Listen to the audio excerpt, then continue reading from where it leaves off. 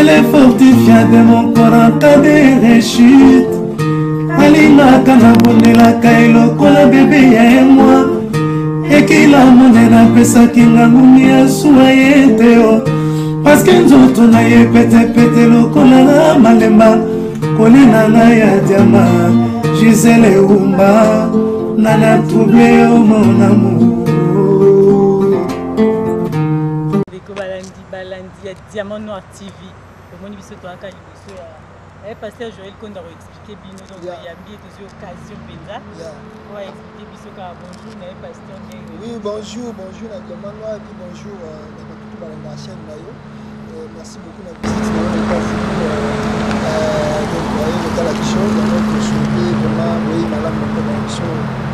Vraiment tozo tourner mituna ebele bozela bo fanda bozo ba kiti po apenta liboso ya nini? Toi liboso ya université campus isika o Tangeda deux ans na sa justice criminelle awa avant de l'université monsieur isika na sala qui 3 administratif pour monsieur na Tangeda na banda donc biso to yokolande pena place abandela d'études poto yeba akosaki biso to akosa ete malgré tout kutana poto tuna ce ka prosinde ba congolais to mususu akosaka po bangisa biso na libanda ke atanga ipena nzoka atanga ipena même maloba moko avant to ba émission na ba peuple congolais o ba rolando lelo na émission ko isa bongo bon ba to isa bongo à base de l'émission on ba question ezali ya minene pose la biso na émission bon yo ka ba question qui te répondre de bino o tout bozo mika bo senga bo tuna je crois que na quatre émission bo yo ka ba réponse. Merci Balianga Ndomo Kilmobimba yo na kati États-Unis merci Ndomo Yambi Diamant Noir et puis la moussa zo sala makasi et dine image azate baza sanga ko mais yo umela. Bonjour Pasteur Joël Konda. Oui, bonjour Diamant Noir, merci beaucoup non na États-Unis au na biso. Vraiment voyage madame ici c'est jour que l'équipe madame na mboka biso. Vraiment ces jours les bien et puis merci na binonde boyambinga ne sengonyo sinon mo ba sourire na binonyo surtout en tout cas na sepeli na États-Unis mobimba ndenge boza pena na bolingo wana mais poto kota na émission ba bazela ba Diamant Noir banda déjà ko tuna pasteur zo umela. Déjà tout banda biographie na yo oui ça biso en démo quand même ndenge nini banda ki. Non bon sur la bina kota biographie na ngai d'abord surtout ça je suis d'abord un homme de Dieu, je suis vraiment un pasteur. À part de non, je réussis l'appel de Dieu, tout ça, mais moi je fais la théologie avant de quitter Kinshasa. Je fais la théologie, j'ai beaucoup des amis hommes de Dieu aussi. Donc on a l'appel de Dieu et même le coup de force à à part de toujours le lama Makambo qui est politique, que Dieu fasse grâce que Nicolas Loya, si c'est pleinement la mission et tout ça qu'on appelle. Alors, pendant la tâche, on a poussé en deuxième position, donc je suis aussi, depuis que je suis ici, j'ai 2 diplômes. Donc, j'ai un diplôme en criminal justice, c'est-à-dire en justice criminelle, et puis j'ai un diplôme en droit aussi. Licence en droit aussi, droit administratif, tout ça. Alors, c'est comme ça que nous, on s'est lancé ici. Donc, pour ma biographie, les années moi là, toujours là, j'ai un diplôme pour nous cicater. Donc, voilà ce que nous sommes. Et tout ça, pour nous. Mais le pasteur Joël Konda a commis la politique à ça, mais pourquoi on va dire aux États-Unis au Kitakuna na Congo te au Luka solution c'était pour mailler aux yeux au qui ne combattit ça moi pas peuple congolais mais yo préféré aux yeux mailler pour vendre ça. Non bon pour vendre pour nous vendre d'abord donc on faisait d'abord les outils de silice Condé et puis bon l'intention pendant les bandes disons des choses vraies c'était pas même de faire la politique ou bien la politique politique et comme moi et ça là qui passe à partir comment la souffrance aux les quatre mboka. C'est comme ça que toujours qui va idée de que non mais si on peut parler pour ce peuple parce que toujours sentir que c'est comme si la population a Congo azate c'est comme ça que to ba que non na biso moko to bandame comme ko essayer ko là c'est comme ça que to kota kina on a ritine et au ba tout banda ko yeba ya combattant parce que je vis que des amis en Europe parce que c'est un mouvement ba dit en Europe ba ça qui pendant la ligne moko ya malamu parler du Congo, pourquoi pas, même si on est à l'étranger, cela ne veut pas dire qu'on doit oublier le Congo. On a regardé aussi, la Bible aussi, ils ont combattu aussi pour leur pays. Alors voilà, tout ça qui a courage, il y a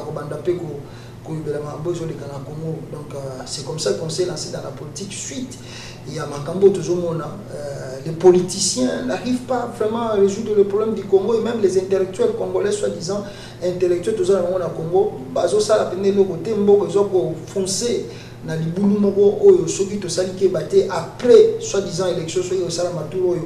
Je vous dirais que le Congo est s'enfoncer dans un habitat, mais s'en sortir dans les Alikoya. Donc c'est un peu ça.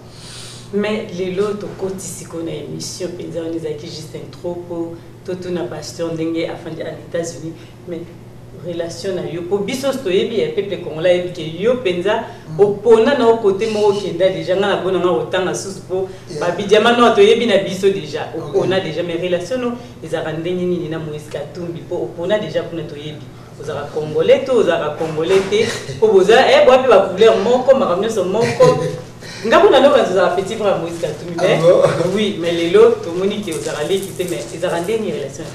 Non, bon, c'est pas que on est grand frère ou petit frère quand nous c'est juste Moïse Katumbi quand il a quitté Kabila. Moi-même, je ne faisais pas même un calme quand Katumbi.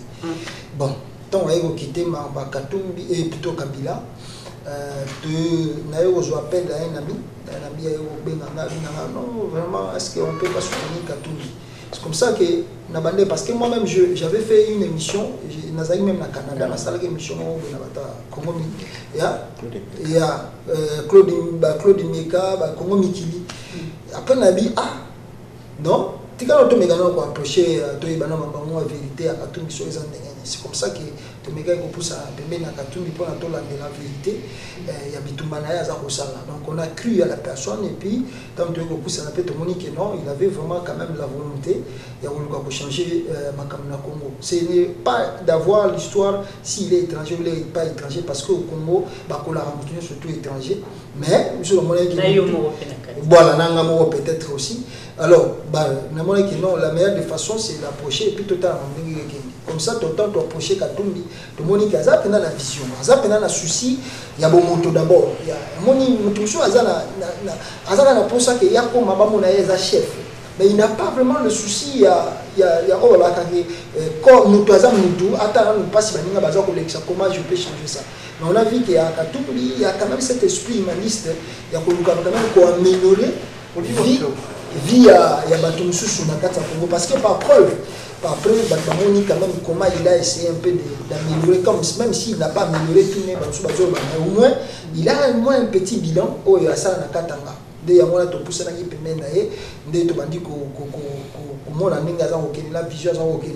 ça ne peut pas dire que quand on s'est approché de Katumbi, tu rejeté tout ça, non.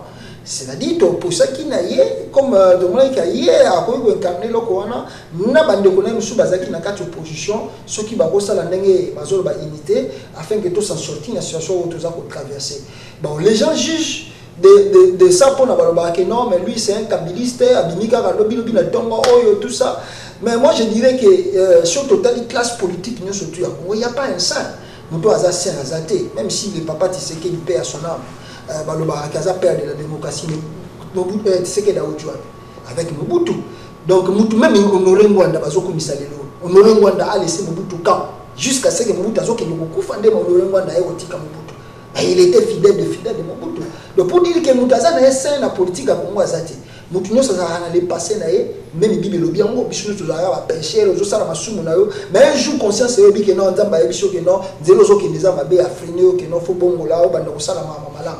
Tu changes, nous ne pas dans la politique à changer, mais au Congo, ceux qui ont été Kabila comme une opposition, ils ont dit oh, ça la lukuta, oh, ça la non. Voilà, moi, au côté de la Moïse Katumbi. Non, ils ont moyen au côté de l'État, moyen où ça battu que bon comprendre que sur autant de classe politique nous sommes au Congo, c'est azaté.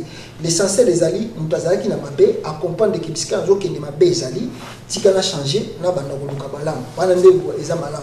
Que comment lui il a quitté, il a fait 10 ans, si c'est combien d'années, étant que gouverneur au Katanga, à Lombo. parce que Monique est Kabila Okendete. Bon, Bakimbuta, au bazar de l'on a 15 ans qu'on appelle des vrais Congolais. Pourquoi Bakita Kabila? Il y a des vrais Congolais. Bazawana, Bazolingo Okendete pour aller. Vaut mieux que féliciter, soi-disant, dans un étranger, mais qui a compris que non, Mouto, sur le ticket, que vous félicitez sur le Congolais, ou à Zakolia-t-il, le Kabila, étant que 100% Congolais. Mais si vous avez Moïse Katumbi, Azal sous candidat, pour éviter ceux qui ont reçu Karamakasi, on a évité les bureau, parce que tout est déjà au Kanam. Mais Moïse Azongi déjà, Nabanza, n'a évité Nambokani Nazali, les lois Azongi. Ceux qui candidat Moïse, le quoi candidat, Yuzo, candidat Nini, au pasteur à Kolo Baké, le quoi Moïse Azate, candidat Oyo, à cause d'un candidat unique ou candidat Moraza valable vraiment pour les lois de Biké, na Congo, c'est un Zate. Bon, la vraie dire est que si on va pour un candidat, pour l'instant, je pense que choix aux alamalamu, ceux qui vont tout basali et si comme bon, il préconise des Toyoka qui n'a musika qui vont ça la réunion pour n'avoir même sa candidature et à Mutumoko au Bourgoison qui a cause valable dans l'opposition à représenter l'opposition. Là, on croit ça. Bon. Mais si on va valider Katumbi pour la il y aura d'autres personnes qui vont préparer et invalider. Donc, tout le poids lourd dans l'opposition, au risque, après Katumbi, n'a pas postulé, mais tout le monde va invalider. Alors, à la fin de compte, on a un candidat au Kabila va créer. Et puis, ça l'élection, on a gagné l'élection. Donc, être content, il y a je crois que vous avez trop tôt. Vaut mieux que la banque nous basa la réunion, la efficacité, parce qu'il y a bien qui a critère, il y a malade, à part je crois qu'il y a un baki qui a intervenu, il a passé 10 ans en prison, maintenant il réfléchit autrement. Peut-être il y a aussi Félix Tshisekedi aussi qui incarne un moins de valeur parce que Azamuto Abimi Kalamingité, il a fait la politique mais comme Bimandeng Azalelo c'est presque Abimi Kalamingité, Azal Susouana. Bon, après ce programme a bien 10 ans. Non, le programme de 10 ans c'est bon, tout le monde a 86 milliards, c'est bon, mais il ne faut pas anticiper 10 ans parce que la politique s'est faite par rapport à Mando Zozo. Même partout sur la politique, tu ne peux pas anticiper quelque chose où il y a un contrôle. Parce que ce qui va arriver après 5 ans à pouvoir, il y a un côté. Donc il doit se focaliser d'abord sur ces 5 ans. Aussi donner un budget même de 40 milliards ou 45 milliards dans 5 ans, ça se fait, c'est normal parce qu'il y a évidemment dans 5 ans, si les Congolais ils ont encore pour un autre 5 ans, l'homme ça n'est pas sur budget sur 40 milliards, mais si on peut si budget à 10 ans, il faut contrôler 10 ans parce qu'il y aura une autre élection. Si on va juger que non, quand le mandat est à 5 ans, ça ne va pas rejeter. Donc côté programme est bien et puis améliorer le social des Congolais, mais anticiper de 10 ans peut-être les qui trop. Il fallait focaliser à 5 ans parce que ça bilan à 5 ans, tu dois rester sur 5 ans, non aller sur 10 ans. Et à part tout le monde a amélioré la vie sociale, l'économie, c'est une bonne chose, on attend. Mais tout le monde basangana parce que les lots, la trop, et puis d'autres personnes, surtout, qui ont déjà Kabound, Félix Aza candidaté, et ils ne vont pas accepter candidat Moussoussa Sika. Ça, c'est pas bon. Batumsou Bakolo appelle que ce Katumbi Aza candidaté, c'est que on peut pas l'élection, on a oublié de soutenir candidat Moussoussa. Et ça peut m'appeler. Kamé n'est pas pour le bandé, voilà, Batumsou pas pour le bandé, voilà. Alors ce qui n'est pas juste, il faut laisser la chance à tout le monde de se réunir. Moi je crois Félix va monter la réunion MLC, va monter la réunion UNC, va monter la réunion ensemble. Il montre quand même l'unité. Mais le problème est Félix maintenant base na ende mutuza ko imposer une ligne de conduite. Or lui étant qu'un président du parti, étant que visionnaire du parti, il écoute, mais c'est lui qui donne la voie à suivre dans le parti. C'est comme si Kabundu se comparait égal avec Félix Tshisekedi, ce qui n'est pas bon parce que Kabundu, au moment où Papa Tshisekedi était vivant, tout le monde a ligne de conduite il y a Papa Tshisekedi parce que par preuve Tshisekedi a dit dialogue en Belgique, tout rassemblement. Nana boyaka, nana telemlaka parce que Katebe Katoto bazalaka, Kabila bayaka, comment na position bayaka. Pourquoi baboyaka bamote? Pourquoi Kabundu la Papa Tshisekedi? Donc, côté la Félix doit prendre son autorité ya koyeba ndenge ya kokumbela parti jusqu'à ce que soki bakosala choix opposition basala choix wana. Merci wana balandi bozolanda tozo continuer na pasteur kala mingi te tochite na biso po to tika mais to tuna mituna o toza na mo penza beze to tuna na analyse onyo so salaka ozara politicien tozara journaliste pour que tu comprennes te to yebana nous ce kozara na. Non, bon, à vrai dire, je ne suis pas vraiment journaliste parce que dans ça, journalisme. Moi, je fais les droits, je fais la justice criminelle, je suis trop mibeko, trop anine et tout ça. Mais Isakaka, moi, je suis déjà dans le domaine intellectuel, vous avez la facilité à comprendre la politique, la paix, à l'interprétation. Tout ça, ils ont moins esprit de réveil. Il faut faire comprendre aux Congolais que non, nous sommes ici, Congolais qui se diriger. Ceux qui sont qui battent au Soukanamo, donc, donc, à la fin de compte, les gens vont comprendre que non, nos chemins vont se séparer. Donc, parce qu'on va suivre d'autres choses. Ah, merci. La réponse, non, parce que basé là, quand même, des questions pour Anini, pour écouter qui musique question et pas corner Makalina Lyon, en France, il y a une question. Vraiment. Bon, toujours continuer, mais toujours pour tout na pas sinangé, pas sinamono. Est-ce que vous avez quelque chose parce que Moïse Katou Bazaki na bande connaît va Félix. C'est quoi le lot pas sinangé, pas sinamono comment? Bon, pas sinangé, pas sinanga, pas sinamono, pas sinangé, tout ça et Kabwana. Bon, Kabwana dans le sens que tu dis que caméra qui n'a pas un dialogue na Kojo, qui n'a pas un dialogue na Kojo. Aïbisa Ibango que non, papa Tseke Tanga ici, Bango Baya rassemblement en Belgique, lui il n'a pas voulu venir à cause écoute même papa Tseke à la dernière minute, papa Tseke la dose de la Bango, bon, caméra à mon anité. Après, à Kekuna a dit que non, tout badi dialogue parce que lui il était trop sûr, trop même sûr que non, après le dialogue à Kojo, il sera nommé premier ministre. Même écoute, tu tombes, il y a un problème fiscal, il y a télévision, il y a foot. Donc, il s'opposait même là, opposant. Mais à la fin de compte, parce que lui, il croyait qu'il y a comme premier ministre, il y a roulé, il y a moto, il y a même qui s'est mis, il caméra comprendre qu'il y a un bateau mystique. Comme ça, c'est retiré, il y a comme ça qu'on préparait.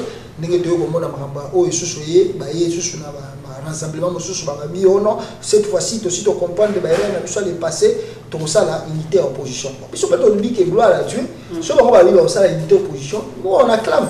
Parce que le problème, l'opposition congolaise, surtout, on a le poids lourd, on a bien dit, on a permis la souka, paf, on a éclaté, la palangane avant. Parce que nous, personne n'a tu vois, Félix, il y a eu des personnes opposées catégoriquement. Nous avons député Moana, jamais Katumbi comme président en Congo, jamais donc ils sont Mexico pour Katumbi opposant, il y a comme rebelle. Donc on a déjà marque à c'est pas normal, c'est pas juste parce que ils ont accès déjà division. Donc, Félix ou rien. Papa Tshisekedi, c'était toujours comme ça. Papa Tshisekedi ou rien. À la fin de compte, papa Otukokende pas Tikabiso a un peu pouvoir. Si on va Félix ou rien. On est ici. Bon, on passe à Félix ou rien. Bon, on a Félix ou rien. On a bossé l'élection. Félix a mis deuxième, troisième, quatrième. L'élection présidentielle. Bon, ça l'appelle parce que nous avons validé Félix, des autres. Il faut que le climat comme on est micro.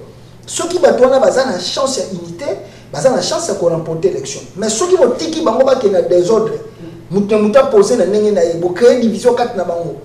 Je vous assure, bon, on a négé parce que bah révolté à na mboka na bino na Boston. Na mbaki bango na mbaki moko na bango, ça veut bien que Félix, ce qui a accueilli dans la fin de l'élection, on a Chadari. Donc Félix, ça donc catégoriquement, il faut gagner. Parce que tout peuple congolais a Sima Félix. Mais quand vous avez validé, vous avez validé, on a évité ce. Non, mais ce qui est sûr, mon population Congo, Bichot a on a libanda toujours aspect juste toujours la politique. Na oza kodenga. Le roi toujours le roi va vivre dans deux mondes. Monde ya libanda na monde ya kati. Ils ont deux choses différentes. Bato bazo vivre dans la carte Congo, ok, tout le monde a un mode. Kabila tofinga Kabila rwandais mais au moins que Kabila soit autant pour ndinga sala même surtout ba plein na balabala ata bolobi ya mbongo ata bolobi ya nini na sala pe ba plein donc pour na boyeba mutu azo ko contrôler population ya Congo eza facilité Dede, donc balobi que ce balobi que Kabila Félix a gagné. Oui, Félix a gagné Ramazani Shadari.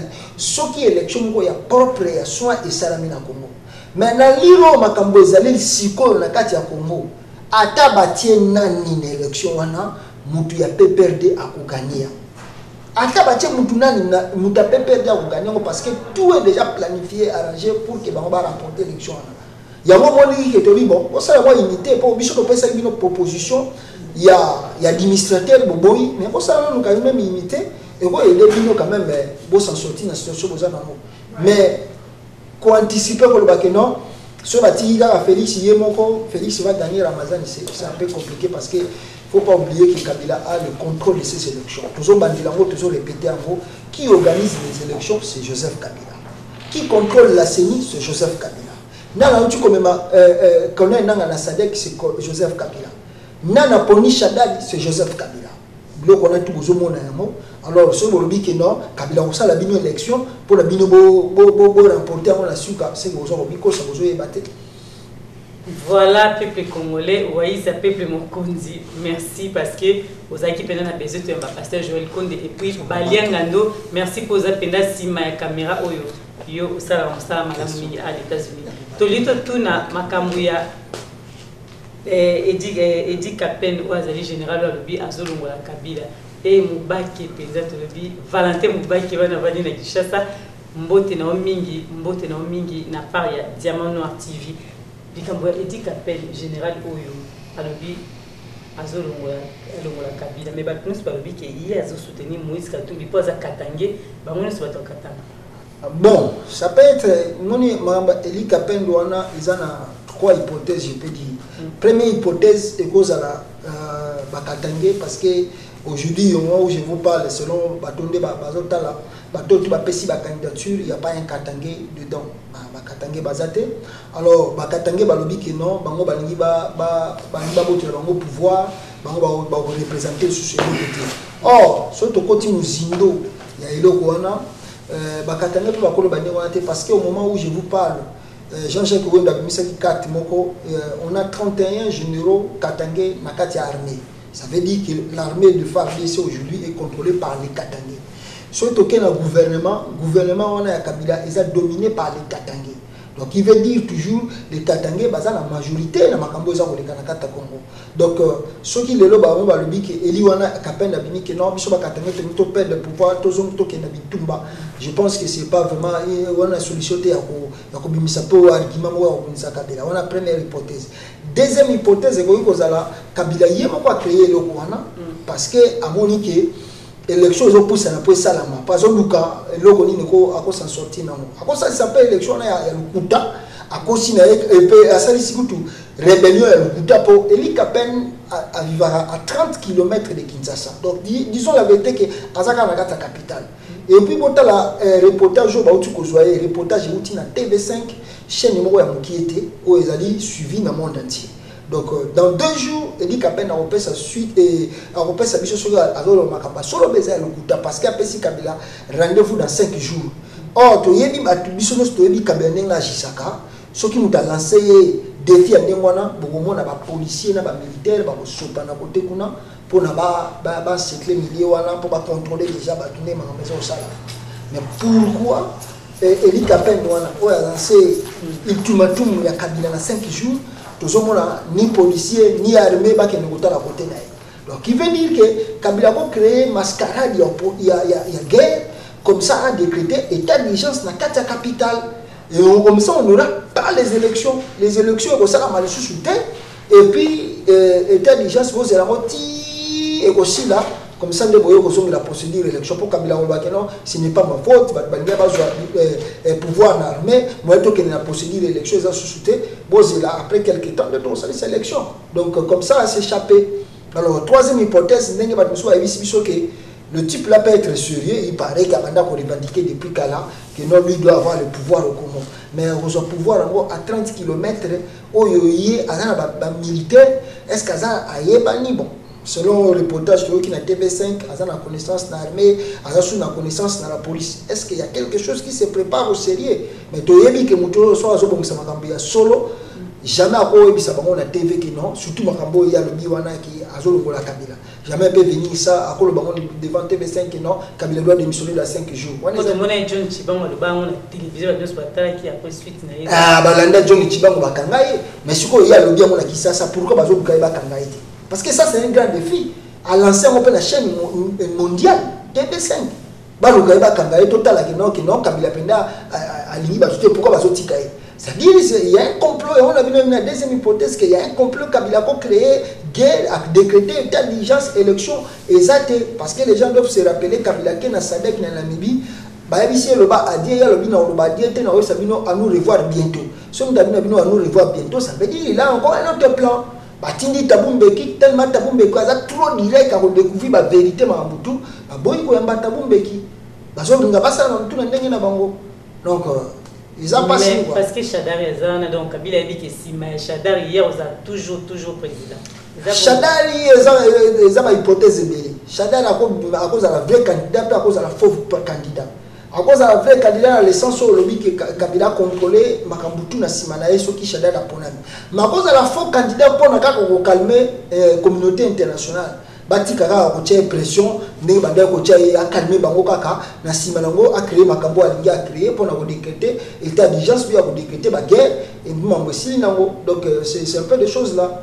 Merci Balandi Obolanda qui biso comme na suka toti kele maloba suka aluba parce que question moko auto tuna ki relation na ye na Katumbi sota mo akiminga parce que Joël Konde média mano razoni ça toujours avant qu'elle ba mot de la fin. Ah, il s'est dit que la relation est Katumbi. Ils ont pour bien non, il y a une relation avec la Congolais, nous sommes na politicien, na Félix na New York, j'ai rencontré Félix à New York ici, donc c'est une même question. Na politicien, mais cette fois-ci on a un peu changé de tactique de jeu parce que tout le monde a dit que c'était pas bon de changer aux autres scènes différemment par rapport à Mekatumbi. Je l'ai rencontré et puis tout solo là et puis tout dima que non quand même à cause de la vision il y a aucun mais vous savez le problème est les politiciens même soit Congo ils ont à quatre ce qui nous regrettons beaucoup et ça qui moi système où il y a un cercle vicieux cercle na bango ils sont à 5 6 personnes na baza pembeni na ye bango nde bazo peseka ba idée na makambo okendele ba ina koyoka ko prêter attention na bato musu baza na libanda te. Alors or que bato musu baza na libanda ba ko anticiper parce que bilo musu bango bokozo atamba ba politiciens bokozo yango mais bokozo ndenge biso tokozo yango te. Alors des fois yango to bandeko ko baneti par exemple le cas ya Katumbi nengo tuna ki yana soli nde ba bloquer na kasumbalesa biso to anticiper ki yango musika to bayi Katumbi asala tout azonga avant. On a parlé de ça, mais le problème est que les politiciens au Congo ont un peu trop orgueillés, et puis ils n'aiment pas trop écouter d'autres personnes. Donc, ils ont des députés, des sénateurs, des partis politiques. Or que tout ça, c'est un homme qui peut faire ça. Nous avons la partie politique, nous avons comme député, les autres sont besoin de député. Donc nous surtout mais il faut que plus. Il y a des gens qui approchent des gens non pas pour avoir l'argent, mais il y a des gens qui approchent quelqu'un pour aligner un plus dans qui on est autant pour la bonne tout ce comme boy. Il y a pas que nengo za na vie mutu akoyuko nzamba akoyuko pesa un message pas ko pesa voix de sortie à travers un fou. Hein aujourd'hui mapenda boy fou abichoté ya ko pata mapembe nanga. Suko lobi bazo landa yobi mutalibo mana bata na simana c'est que ba obumanga mais ou bien peut-être te osimba te okimi or que soki obata maki na simana libo mana omona bat bazo na simana libo ma baleki na bango mais mutalibo ma sauver yo donc c'est-à-dire il faut jamais négliger quelqu'un dans la vie parce que yebite nini mutu wana ko porter pe pona kati na yo c'est ça makambo peut-être tout le monde a la classe politique à Congo ndé ya mwana to baiki non que le quoi bon bazana système balinga okende boye bon ça va biso peto mega ko changer système même ça ok donc c'est une relation simple.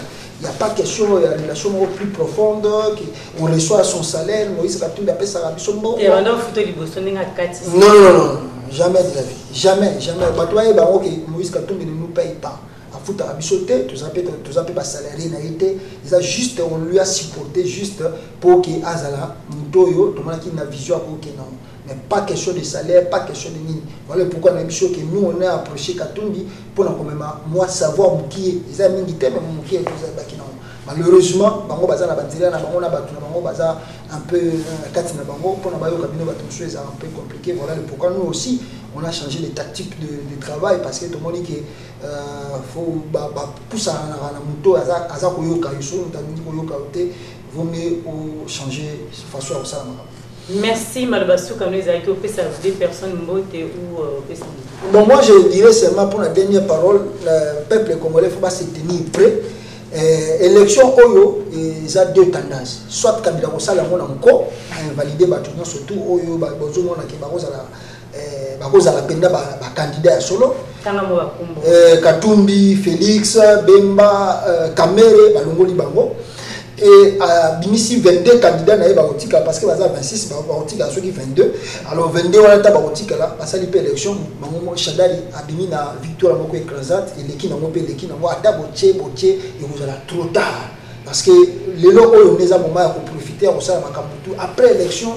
Kabila a dirigé encore temps d'abord l'armée police les a contrôlé par naïe et vous allez dans les Congolais doivent se tenir prêts baé bango que élection ça échec. Ce qui a été fait pour machine à voter, l'homolité, l'invalidation, c'est transparent, il fallait renouveler. Donc, politique, il a toujours changé le système de tactique de jeu pour les politiciens parce que nous on les avait dit que tout le monde avant vous signer papier, vous signez accord d'abord lui-même Kabila ne signe rien. De pas autant que on a Kabila signé un papier oui tout ce que vous avez ordonnance on a soit Némi Moulani a signé soit un tel a signé Kabila ne signe rien qui veut dire Kabila beaucoup au fond de la justice ça veut dire que on a pas signé on a signé un candidat na bino donc basali d'accord basali biloko tout Kabila aza ko s'échapper nango to bisaki bango bino mo signer encore bo pesi ba condition avant to que l'élection ba prisonnier ba kozonga bato baza en exil ba kozonga ba prisonnier ba kobima ba exil ba kozonga gouvernement ko sama buloko de ça bo seni to ko renouveler Kabila asali ata eloko mo côté a créé opposition na ye abimisi ba olenga encore abimisi ba Bruno Chiba abimisi ba Sami Badibanga mais bango ba bon ata wana salami na ngote eza ngo problème était to ke ndeka to se focaliser na élection asali ya ngote bongo denda ko sala yango eza problème faut boye ba wana et puis neti eloko mona le baki tango bemba zonga ki Congo ba boyi ndemba ko tala lupango ça c'est normal. Comment vous pouvez imaginer mutu lokola Jean Pierre Bemba lupango no botama na okola na kisasa lupango na yo lokola ndako akabileza na pembe no rabi soki no lokola kabila vana wana yo ko tana ti et puis Bemba lali libanda mutu moko benga yo no pourquoi yo lobinde mwana Bemba ndaka sala ni ma maison ndako nanga ndako nga na koloni ngonga na vandi abo mangaka mama ngosila si ko ba bien on botika kaka pona to boma kinya boko ki ko sala te bongo de boko sala ngana bisa yike boko mona Bemba était surveillé par Kasson dira toute dire na ya sala ki na kisasa Bemba za ki surveillé par Kasson ba déplacement na tout tiens ozonga Europe bon comme ça bozo croire que muto azal akotika la bino bo gagner élection atika bino bo sa mangwana donc l'opposition congolaise ceux qui vont la mukate donc kendela na ndenge bazo ko kendele awa to ça wa to tala kama ndenge wona bon mbote kana na peuple congolais na zaka pena na petit do boka ba tout ça ya otanga ba komba ba tout excuser. Merci bisous sur la diamant a pu avoir capacité pour cette émission mais donc ça quand même merci na mutoyo azaki si ma caméra pour sans y être tout ça image te balianga no muki mobimba wana kanga masolo awa na États-Unis et d'une image atika qui pendant ça Congo oyo abisana ko filmer Gisèle Wumba donc merci bon TP na de Koidi merci beaucoup. Restez branchés sur Diamant Noir, à très bientôt. Diamant, Gisèle Wumba, Gisèle Wumba, Nakolina ya Diamant, Gisèle Wumba, Nana troublé au mon amour. Merci. Gisèle Wumba, Diamant.